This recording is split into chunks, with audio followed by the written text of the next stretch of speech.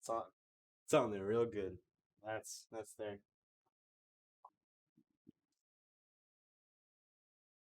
Audio. Audio?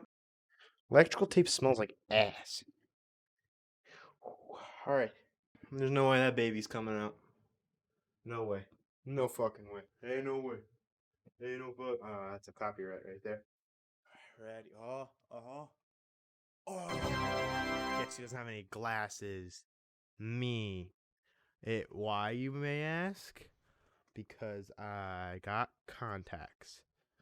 And now I'm crying because of the contacts and my nose is running. This video's off to a great start. Now, another thing you might be wondering.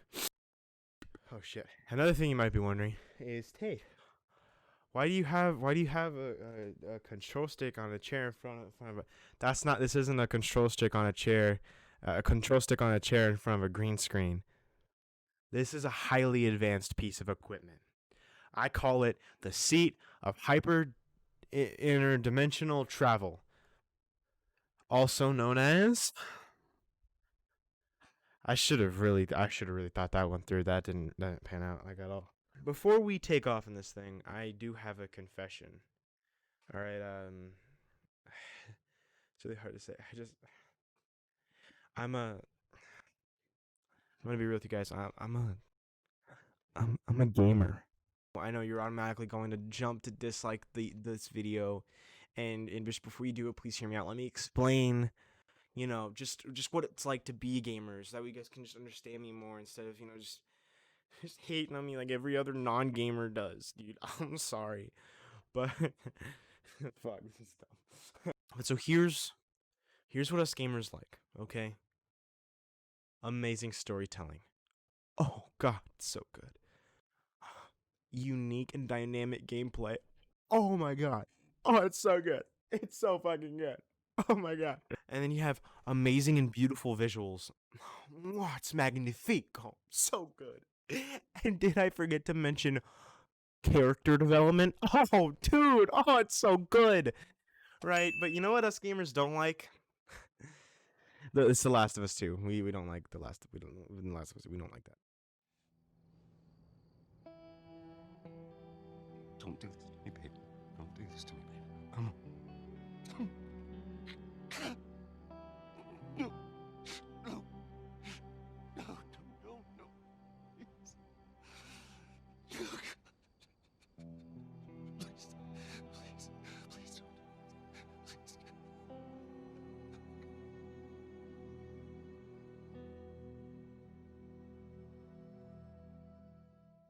So before I jump into the weird mess that is The Last of Us 2, I want to go out with a statement about what I like about the first game.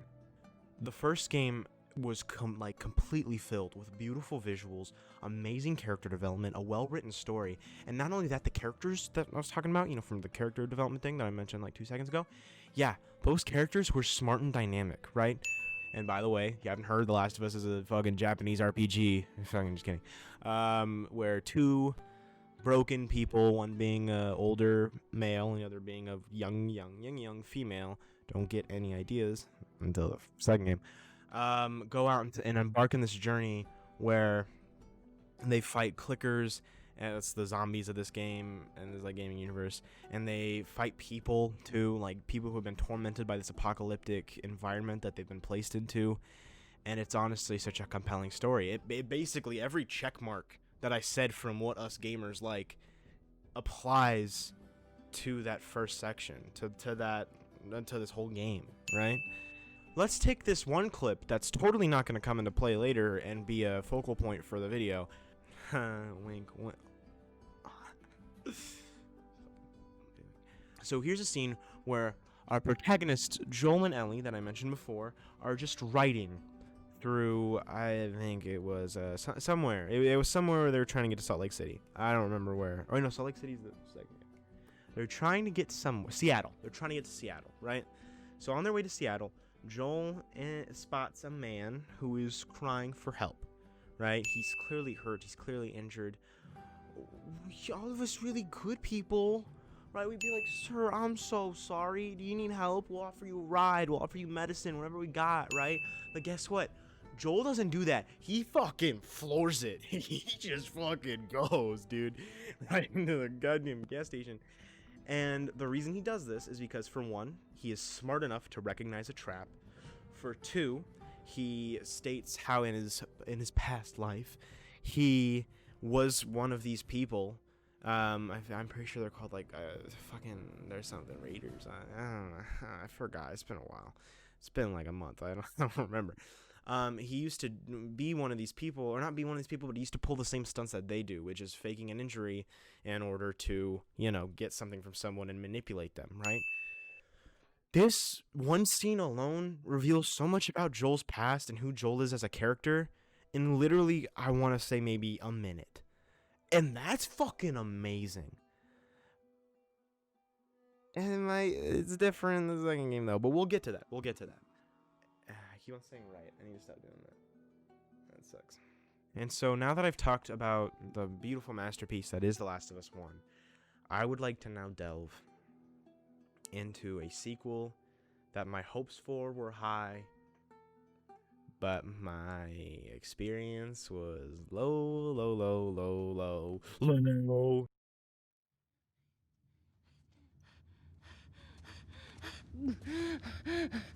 Joel, get up. Joel, fucking get up. Please stop. Please don't shoot. Joel, please get up. No!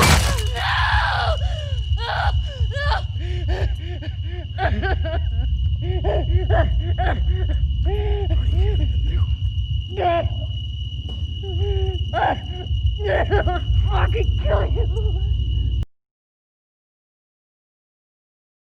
Another thing, because I'm gonna be basically talking shit on this game for like fucking, I don't know how long this video is, but like a long time, right? And so before I get into that, I honestly want to talk about what I liked about the second game, because there are some amazing things, right?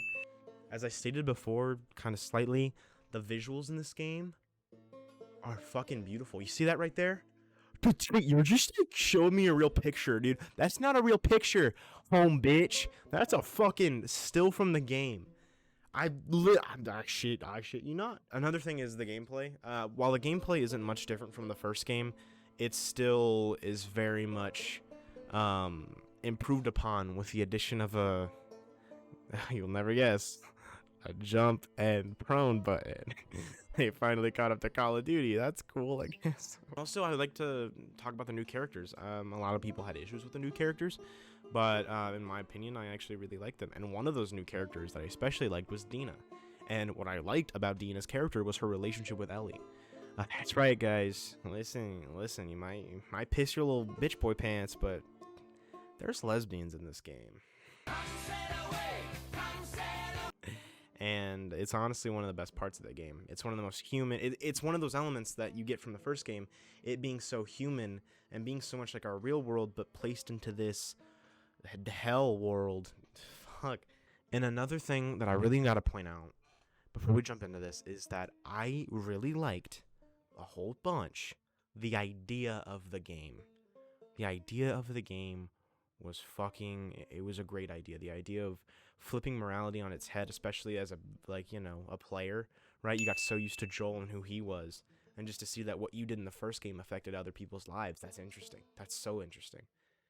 But this is where the problems ensue, because while I do like the idea of the game and I like what they wanted to do, it wasn't exactly that. It was the execution of the idea that I so much liked.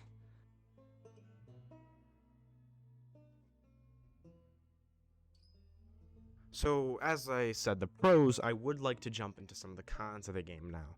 One of the big ones was, as I just stated, execution. They had some really good ideas, but every single time they had a good idea, it flopped for the mere fact that they had no idea what to do with those ideas. Idea.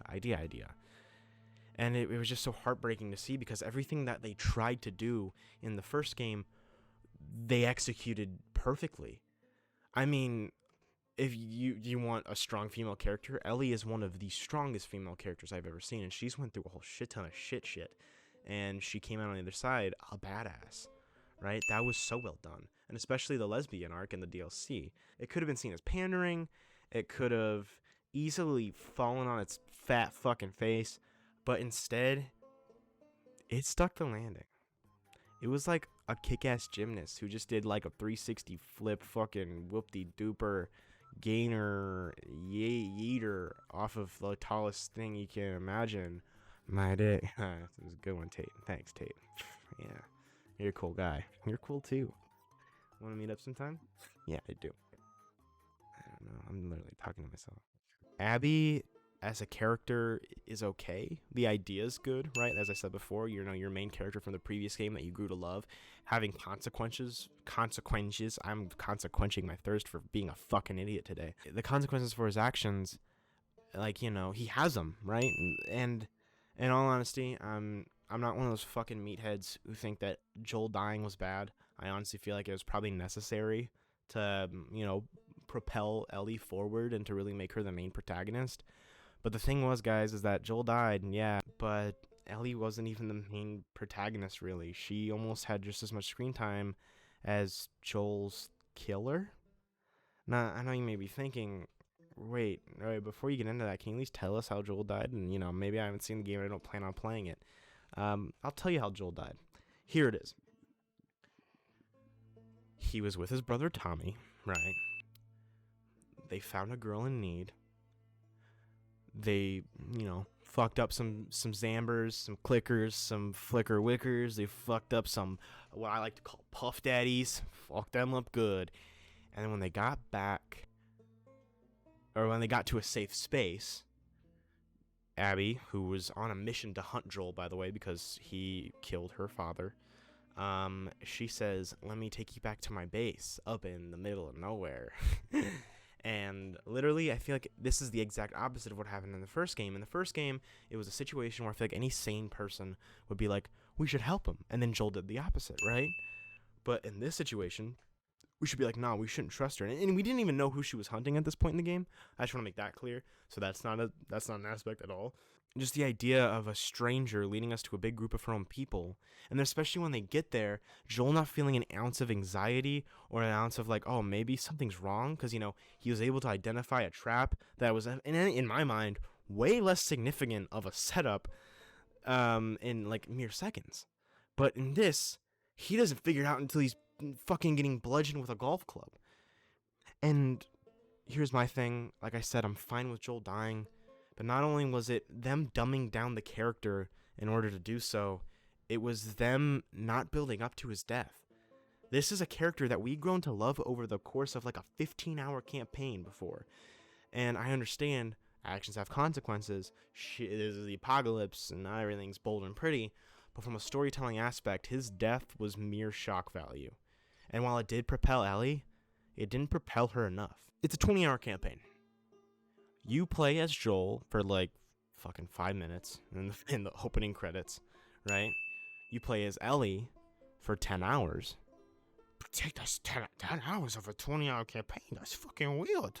How does that work? Guess what? Here's how it works, you fucking idiot. Let me get to my point before you interrupt me again, you little bastard. Abby is the other 10 hours of the game.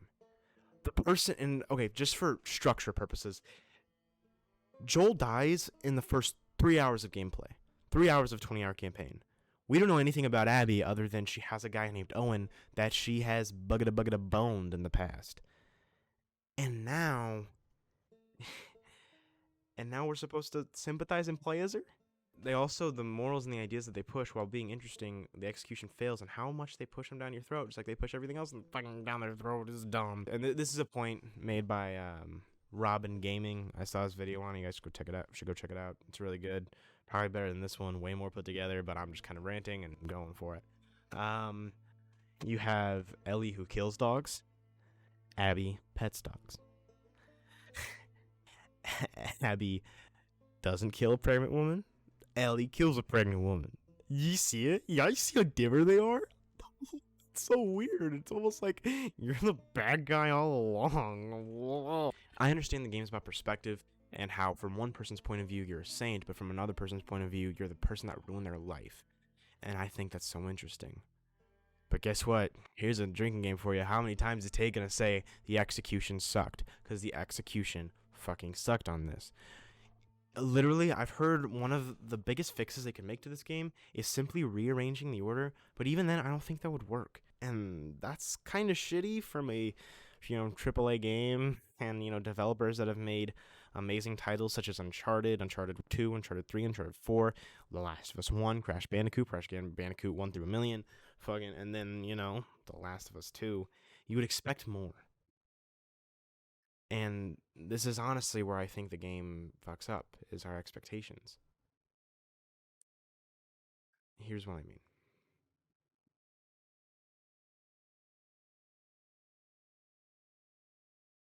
In the trailers for this game, you see many, and I mean many, cases of Ellie and Joel together. They had full scenes where they were talking to each other, and it looked like an old Joel and an old Ellie. And this got me so excited because I thought it would be a Joel that's breaking down with an Ellie that has to kind of take over. And they showed one scene with Abby, and they played that through like every trailer like 100 times. They never showed another scene of Abby, as I can recall. Maybe I'm fucking dumb and wrong.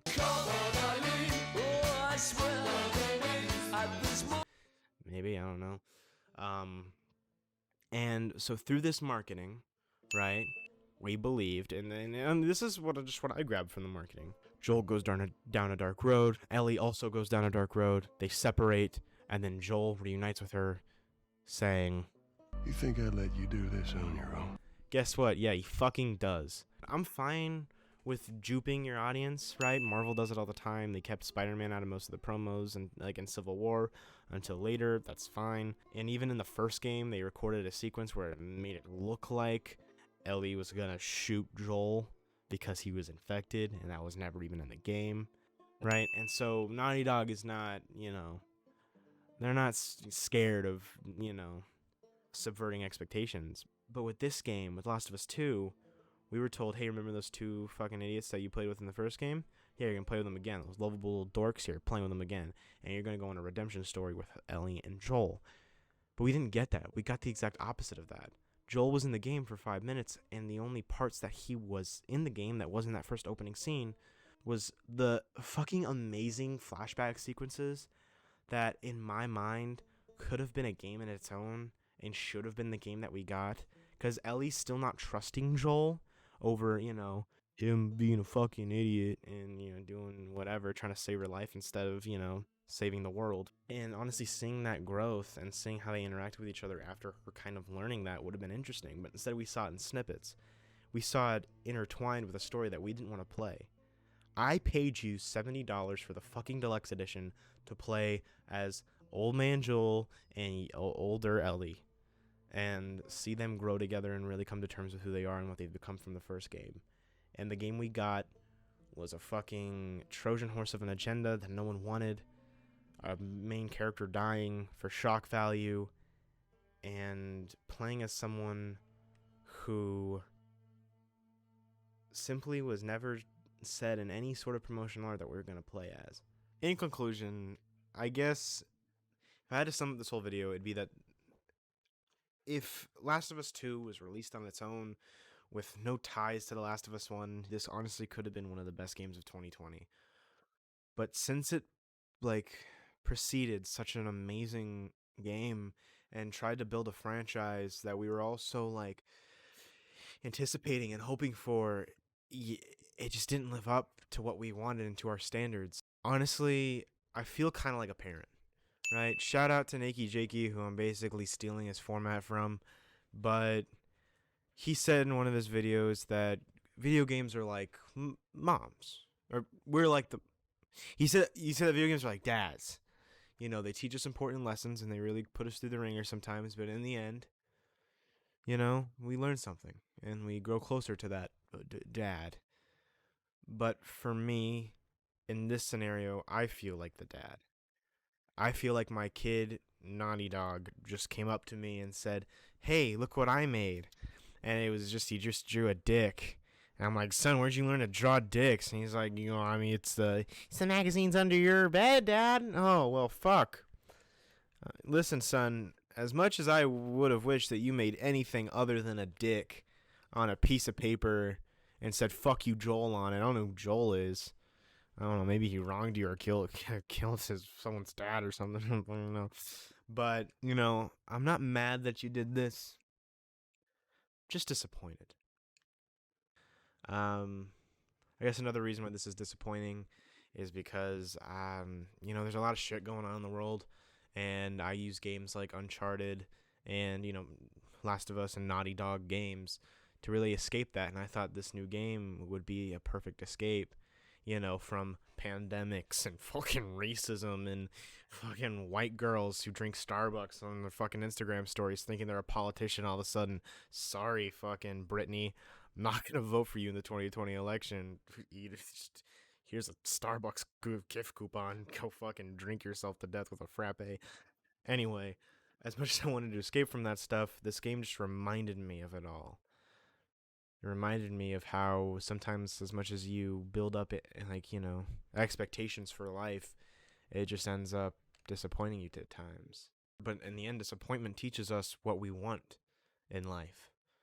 If girl asks you out, and if you ask a girl out and she rejects you, you're disappointed. You learn, hey, maybe that's not the kind of girl I want to go out with. If you get a dog from somewhere, and he ends up being an obnoxious little asshole named Simba. It disappoints you, but now you know not to get dogs that look like he does, like that. Just don't do it. Don't fucking do it. But at the end of the day, I still think, our opinion as consumers matter, and I feel like we were wronged as consumers in this situation. And if you don't, that's great, but I do. And also, speaking of opinions, if you like this video, be sure to like it. Look at me with this fucking segues over here, like, wow. Like a segue. Yeah. Okay, thanks for watching.